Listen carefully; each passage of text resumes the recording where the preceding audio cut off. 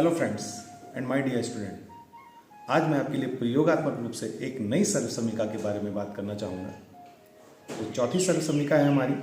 ये सामान्य रूप से सर्वसमीकाओं के अंतर्गत बात हम इसकी नहीं करते, पर जब हमारे पास ब्रैकेट में चार चरों के अलग अलग चरों को दिया जाता है तो उनको किस प्रकार से हल किया जाए उसको क्षेत्रफल के आधार पर मैंने समझाने की कोशिश की है। बहुत ही अच्छे प्रयोग के रूप में इसको समझाने की कोशिश की है, तो होप सो आपको ये अच्छा लगेगा। तो चलते हैं आपको नए प्रयोग की तरफ। नमस्कार, मेरा नाम सत्येंद्र भंडारी है और आप हैं मेरे चैनल एजुकेशन विद फोकस पर।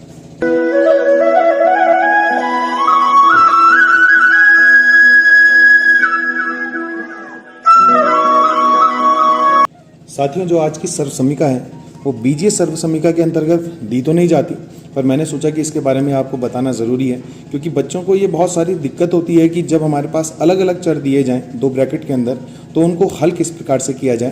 तो मैंने इसमें जो फॉर्मूला लिया हुआ है a+b इंटू c+d, तो इसको जो हम हल करते हैं तो ac+ad और bc+bd, क्योंकि a को c से भी गुणा करेंगे, a को d से भी करेंगे, और यही काम हम b से भी करते हैं इसके साथ और b से d के साथ भी करते हैं। तो इसको प्रयोग के द्वारा हल करने की कोशिश की है।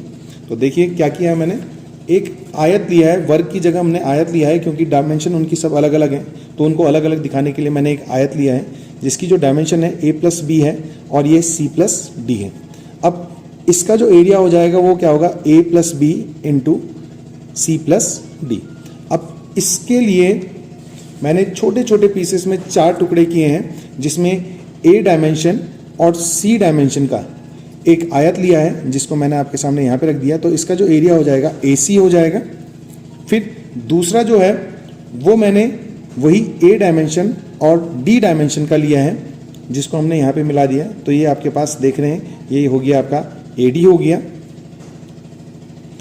तीसरा जो है हमने लिया हुआ यहाँ पे B डायमेंशन और C डायमेंशन का जो है एरिया लिया हुआ है, तो इसका जो एरिया हो गया वो हो गया BC हो गया।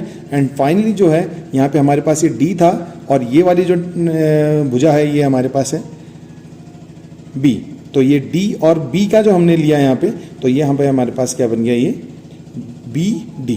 तो फाइनली जो एरिया हमारे पास प्राप्त हुआ है वो हमारे पास हो गया AC plus AD plus BC plus BD, जो कि हमारा यहाँ पे भी लिखा हुआ है और यहाँ पे भी लिखा हुआ है। तो होप सो इस प्रकार से यदि आप किसी चीज़ को करते हैं तो आपको बहुत अच्छी तरह से याद होगा और आपके आने वाले जीवन में कई समय तक ये आपको याद रहेगा। तो इसी प्रकार के प्रयोग और कक्षाएं किसी भी विषय की, गणित, विज्ञान, किसी भी विषय की मैं आपके लिए लाता रहूँगा।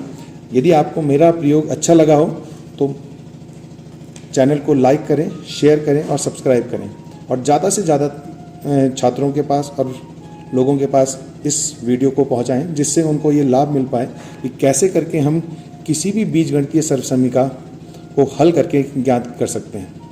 तो बने रहें ऐसे ही मेरे साथ आने वाले वीडियो में भी। धन्यवाद।